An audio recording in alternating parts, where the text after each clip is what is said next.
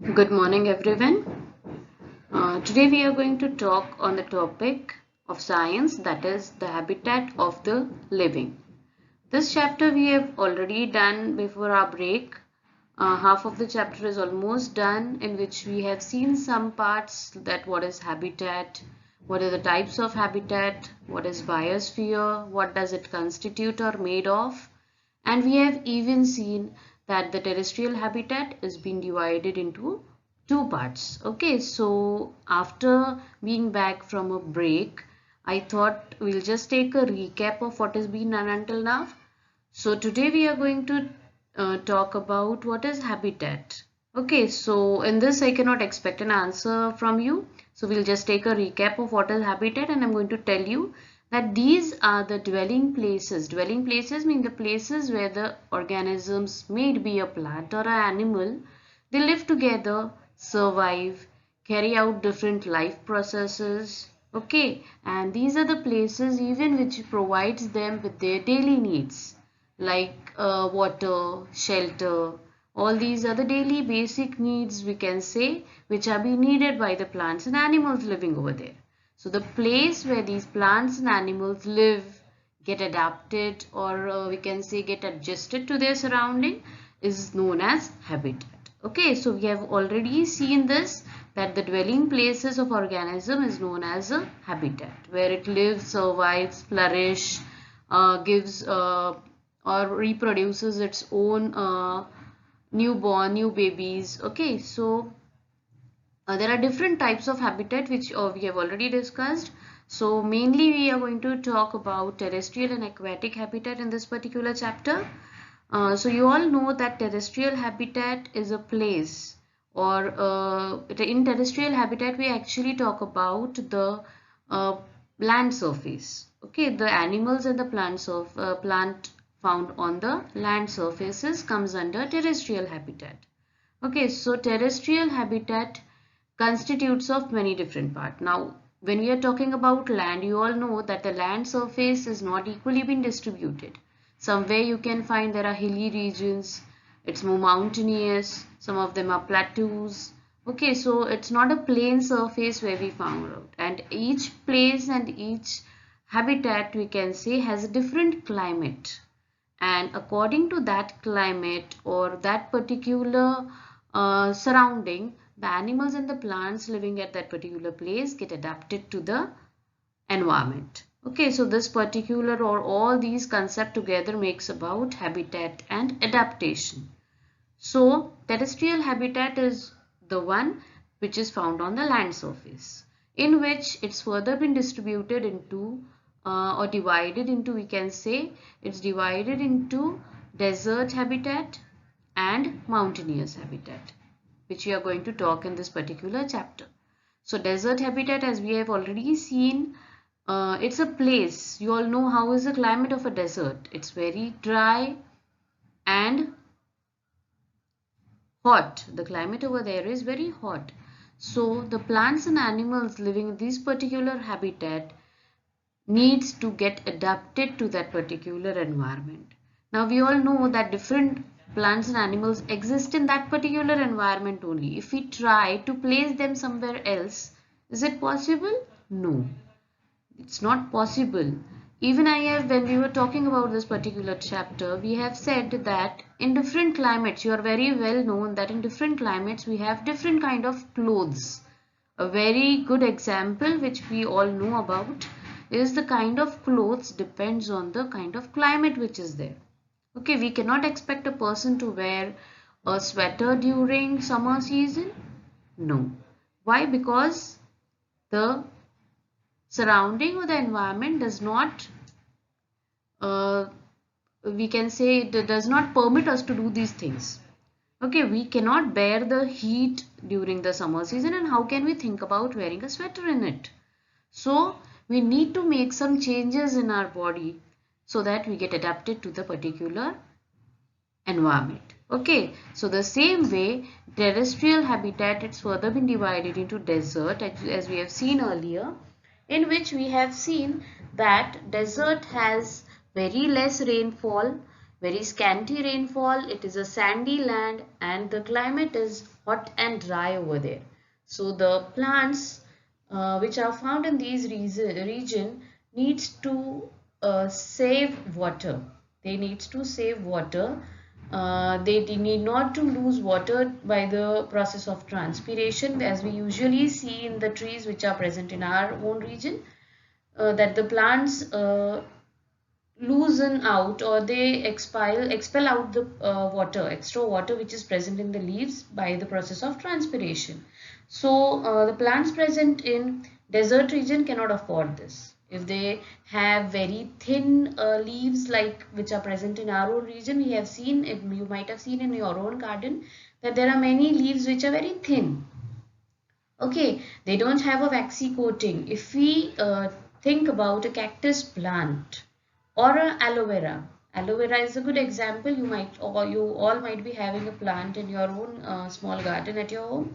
You might have seen that it's very waxy. It has a layer of plastic.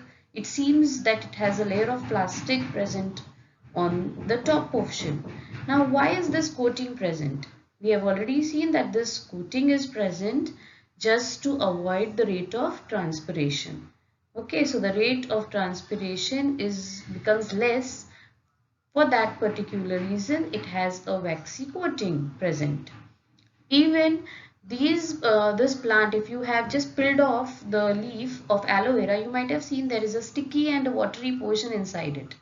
This is all a way of storing water inside the leaves. So the same way, cactus can also store water inside the leaves so that it can use it at the time of water scarcity. Okay, and it can survive well in that particular atmosphere. This all characteristics or adaptation, we have seen it in cactus. Even one more adaptation which we have seen was that the root of the cactus are deep rooted inside the earth surface so that they can absorb the water. You all know that the role of root is to absorb water for the growth. So cactus plant, as we all know that the region of desert has very less water present into the ground level. The groundwater is also very less in this region, and therefore the root needs to penetrate or go deep inside the earth's surface to absorb the water. So this is also one of the adaptation which we have talked about. Then we have seen a camel, which is also found in desert region and is known as the ship of the desert. It also has some of the adaptations which makes him survive in his particular environment, that is the desert region. So that all adaptations are like it has a hump on his back which stores water. Okay, and he can drink almost a bucket full of water at one time, and that keeps him hydrated during his we can see when he goes for a tour, a travel, he can be hydrated with the water that he has stored in his hand. Okay, then it also gives out very dry dung so that the water which is present inside his body does not get excreted out in the form of urine and dung or the solid waste we can say. So that is also a way by which he can conserve the water which is present. Then it has long eyelashes which protects his eyes from the storms that usually comes in the desert region. Okay, so this all we have seen in our Zoom class. Then the next kind of habitat which comes under terrestrial habitat itself is the mountainous habitat. Okay, so this mountainous habitat also has a hilly region. Mountain means what? It's a hilly region where we can find trees like pine, deodar. You might have seen Christmas trees. How is a Christmas tree? It's conical in shape. So the same way, the plants which are present in the mountainous region are conical, so that when it rains or when snowfall takes place, the snow must slide off very easily from the leaves and must not get saturated on the leaf surface. So this is one of the reason why the plants present in mountainous region are conical in shape. Okay, and we all are aware of polar bear, which is also found in the mountainous region. So this particular animal, polar bear, has a thick fur on his body which covers him or protects him, which covers his body and protects him from the cold atmosphere present, or the cold climate which is found in the mountainous region. And then we have seen the grasslands. In the grasslands we have seen a relationship between a prey and a predator, okay, in which I have given you an example that a tiger is a predator which feeds on a deer, which is a prey. So this is a prey and predator relationship that we have talked about in a grassland region. Even in grasslands, we can find out there are certain adaptations found in the animals, like we have seen an example of chameleon, where it can change its color according to its surrounding. Now, why does it have this adaptation? We have seen it that this adaptation is present in chameleon. Why? Because he needs to hide himself from his enemies, and this kind of adaptation makes him unable to survive in the atmosphere or the environment where he's living. Okay, so this adaptation is also known as camouflage.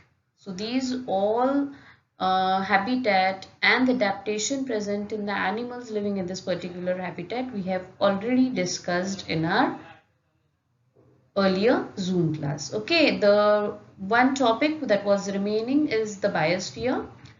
Biosphere also we have seen that it's a combination, or biosphere constitutes of three different layers. Okay, that is the lithosphere, the three different spheres we can see as on spheres, that is lithosphere, which is made up of a land surface, hydrosphere, which is made up of water, and atmosphere, which is made up of air. Okay, so all these three spheres constitutes and form a biosphere. Now here we already know that when we are talking about land, then water and air, these all are the abiotic factor, means the non-living factor of the environment. When these all non-living factors come up together with the animals and plants found in the environment, they together make up a biosphere. So what is a biosphere? What makes up a biosphere? When all the abiotic and biotic factor of the environment are interrelated with each other, it constitutes or forms a biosphere. Okay, so I hope that all of you are clear with whatever we have discussed or whatever recap we had of the chapter that was done. The further part we are going to talk in our next class. Okay, so fine. Have a good day. Goodbye everyone.